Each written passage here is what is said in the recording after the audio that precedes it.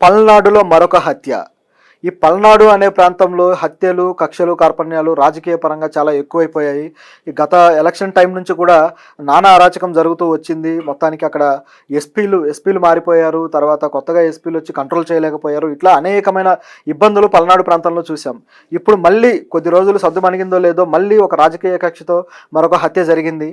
పల్నాడు జిల్లా వినుకొండలో నడి రోడ్డు మీద ఆర్టీసీ బస్టాండ్ దగ్గర ఒక హత్య జరిగింది. ఒక వ్యక్తి, అది కూడా వైసీపీకి సంబంధించిన కార్యకర్తని, టీడీపీకి సంబంధించిన ఒక కార్యకర్త ఒక కత్తితోటి చాలా కిరాతకంగా నరికి చంపేశాడనమాట. ఇది చాలా ఘోరంగా ఉంది. అక్కడ చూసిన స్థానికులు కూడా నివ్వెరపోయారనమాట. ఎందుకంటే అంత ఘోరంగా రక్తపు మడుగులో పడి అతను చనిపోయాడు.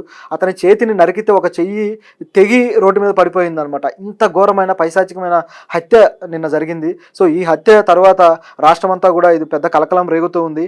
వైసీపీ అయితే దీన్ని చాలా సీరియస్గా తీసుకుంది. ఎలాగైనా సరే దీన్ని ఒక జాతీయ స్థాయి సమస్యగా, దీన్ని జాతీయ స్థాయికి తీసుకువెళ్లాలని చెప్పేసి వాళ్ళు ఆలోచిస్తున్నారు. అసలు ఈ హత్య ఎందుకు జరిగింది ఏంటి అనేది చూస్తే, వైసీపీ కార్యకర్త పేరు రషీద్ అనమాట. సో ఆయనని టీడీపీ కార్యకర్త జిలానీ అని మరొక యువకుడు, సో అతను రోడ్డు మీద తరిమి నరికేశాడనమాట. ఇది చాలా ఘోరంగా జరిగింది. అయితే వీళ్ళిద్దరూ వేరు పార్టీల వ్యక్తులు కాబట్టి ఇట్లా పార్టీ పరమైన కక్షలు, కార్పణ్యాలు ఏమన్నా ఉండి చంపుకున్నారా, లేకపోతే పర్సనల్గా ఏమైనా ఉందా అని చెప్పేసి డౌట్స్ కూడా ఉన్నాయి. ఎందుకంటే దీన్ని దర్యాప్తు చేసిన ఎస్పీ ఏమంటున్నారంటే, ఈ కేసు విషయంలో ఇక వాళ్ళిద్దరికి ఏవో పర్సనల్గా ఉన్నట్టుంది కానీ ఇది రాజకీయపరమైన కక్షలు కాదు అని చెప్పేసి ఎస్పీ చెప్పడం జరిగింది. మరి అది ఎంతవరకు నిజమో తెలియాలి, ఇంకా దర్యాప్తు జరుగుతూ ఉంది. బహుశా ఆయన ఇది రాజకీయ పరంగా ఇది పెద్ద వివాదంగా మారకూడదు కాబట్టి ప్రజలు దీన్ని మళ్ళీ పార్టీ పరమైన ఇది తీసుకొని రోడ్ల మీదకి రాకుండా ఉండటం కోసం ఈ విధంగా ఎస్పీ చెప్పారా అన్న అనుమానం కూడా లేకపోలేదు. ఎందుకంటే ఇంత సీరియస్గా పార్టీ పరంగా జరిగినప్పుడు ఆ పార్టీ దాన్ని టేక్ ఓవర్ చేస్తుంది, వాళ్ళు రోడ్ల మీదకి వచ్చే అవకాశం ఉంది. ప్రజలు కూడా ఇదేంటి మాకు అన్యాయం జరిగింది అని చెప్పేసి ప్రజలు కూడా అడిగే అవసరం పడుతుంది. కాబట్టి ఇదంతా దృష్టిలో పెట్టుకొని ఎమోషన్స్ రైజ్ అవ్వకుండా, చాలా సెన్సిటివ్ విషయం కాబట్టి ఎస్పీ కావాలనే విధంగా చెప్పారేమో అనిపిస్తుంది. అయితే వెనక ఏముందో ఇంకా తెలియాల్సి ఉంది కాబట్టి దర్యాప్తులో తెలుస్తూ ఉండొచ్చు. అయితే నిన్నటి నుంచి కూడా 144 సెక్షన్ పెట్టడం జరిగింది అక్కడ. అదొకటే కాదు, ఇలాంటివి ఇంకా జరిగే ప్రమాదం ఉన్నట్టుగా కనిపిస్తుంది. ఎందుకంటే ఇప్పుడు పోలీసుల అదుపులోకి అయితే తీసుకున్నారు. అతను డైరెక్ట్గా వెళ్ళిపోయి స్టేషన్కి వెళ్ళి లొంగిపోయాడు అనమాట. ఒకవేళ రాజకీయ కక్ష కావచ్చు, లేదా పర్సనల్గా కావచ్చు, ఏదైనా సరే అతను చేసిన తర్వాత నేరుగా పోలీస్ స్టేషన్కి వెళ్ళి లొంగిపోవడం చూస్తుంటే ఇదేంటి, ఇది ఎప్పటి నుంచి ప్లానింగ్ జరుగుతుంది, ఇతను చేసి ఎందుకు లొంగిపోయాడు అనే ప్రశ్నలు కూడా వస్తున్నాయి.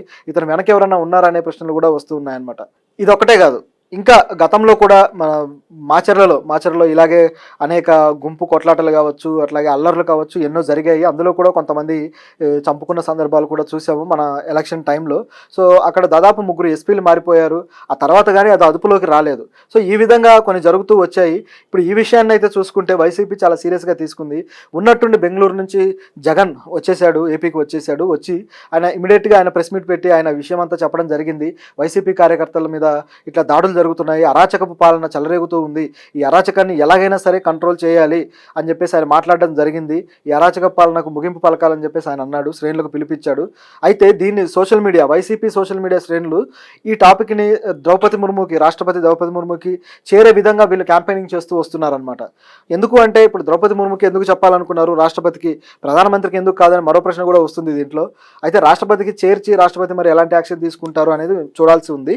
అయితే ప్రధానమంత్రికి ఎందుకు చెప్పలేదు, ప్రధానమంత్రికి చెప్పాలి కదా, ఈయన ఎందుకు యాక్షన్ తీసుకోడు అనే క్వశ్చన్ వస్తే మాత్రం దీనికి సమాధానం కూడా కూటమి ప్రభుత్వంలో ఇప్పుడు బీజేపీ కూడా ఉంది కాబట్టి, సో వీళ్ళందరినీ ఒకేసారి కల్పిట్స్గా చూపించడానికి, లేదా తప్పుడుగా అంటే వీళ్ళ అరాచక పాలనలో బీజేపీని కూడా భాగంగా చూపించడం కోసమే ప్రధానమంత్రికి చెప్పట్లేదేమో అని కనిపిస్తుంది మనకు చూస్తూ ఉంటే.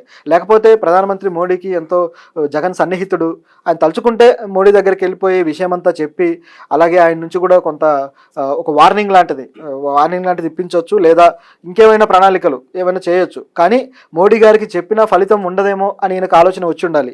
ఎందుకంటే ఇప్పుడు మోడీ గారు, చంద్రబాబు గారు ఎంత జిగిరి దోస్త్ అయ్యారో అందరికీ తెలిసిందే కదా. సో ఆయన అవసరం అలా ఉంది కాబట్టి ఇప్పుడు వీళ్ళు అరాచక పాలన అని చెప్పి ఏమైనా వినతి పత్రాలు ఇచ్చినా అవి తీసుకొని ఇప్పుడు మోడీ గారు దాన్ని బయటికి తీసుకొచ్చే పరిస్థితి లేదు.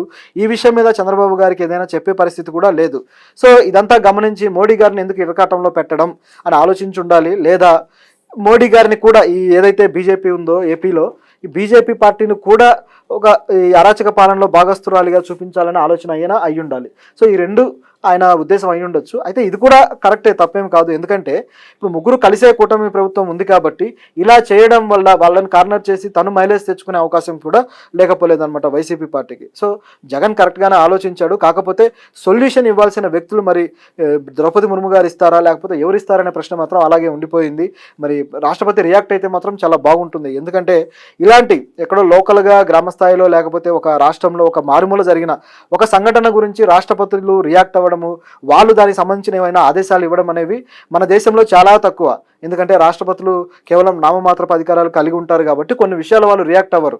మహా అయితే ఏవైతే వాళ్ళకు సంబంధించిన ఒక విచక్షణాధికారాలు కొన్ని ఉంటాయో, ఒక ఉరిశిక్షను రద్దు చేయడాలు కావచ్చు, లేదా ఇలాంటివి యావజ్జీవ శిక్ష లేదా ఇలాంటివి వాటిని రద్దు చేసే క్రమంలో అప్పుడప్పుడు రియాక్ట్ అవుతూ ఉంటారు. లేదా బిల్లులు ఏవైనా వచ్చినప్పుడు వాటికి సంబంధించి సంతకాలు పెట్టాల్సిన టైంలో అలాంటప్పుడు మాత్రమే వాళ్ళు రాష్ట్రపతులు రియాక్ట్ అవుతూ ఉంటారు.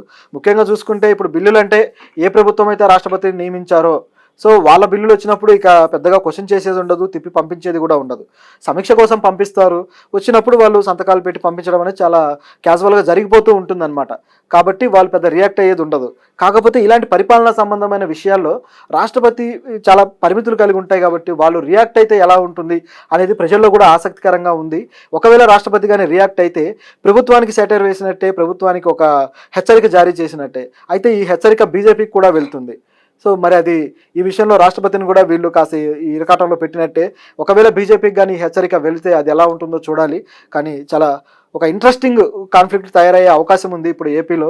మరి దీన్ని చక్కగా ఉపయోగించుకొని జగన్ దీన్ని ఒక ఉద్యమంగా తీర్చిదిద్దే అవకాశం కూడా లేకపోలేదు. త్వరలో మళ్ళీ అసెంబ్లీ సమావేశాలు కూడా జరగబోతున్నాయి.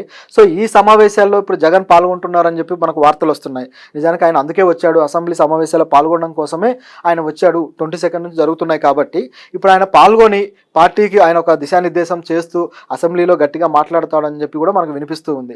నిజానికి చూసుకుంటే ఇప్పుడు జగన్ ఆయన అసెంబ్లీలో అయినా సరే ఆయన ప్రతిపక్ష హోదా ఆయనకి ఇవ్వలేదు కాబట్టి ఆయన కాస్త వెనకడుగులోనే ఉంది ఆయన పరిస్థితి. ఈ గతంలో నాకు ప్రతిపక్ష హోదా ఇస్తేనే నేను వస్తాను అసెంబ్లీకి అని చెప్పేసి చిన్నపిల్లల్లాగా మారం చేసిన వ్యక్తి ఇప్పుడు మాత్రం రాక తప్పదు. ఎందుకంటే ఒకవేళ ఆయన రాకపోతే ప్రజలు కూడా ఇలా జరుగుతున్నాయి, ఇలా అకృత్యాలు జరుగుతున్నాయి, ఇలా హత్యలు జరుగుతున్నాయి, ప్రజా సమస్యలన్నీ కూడా ఇప్పుడు మళ్ళీ కొత్తగా కనిపిస్తూనే ఉన్నాయి.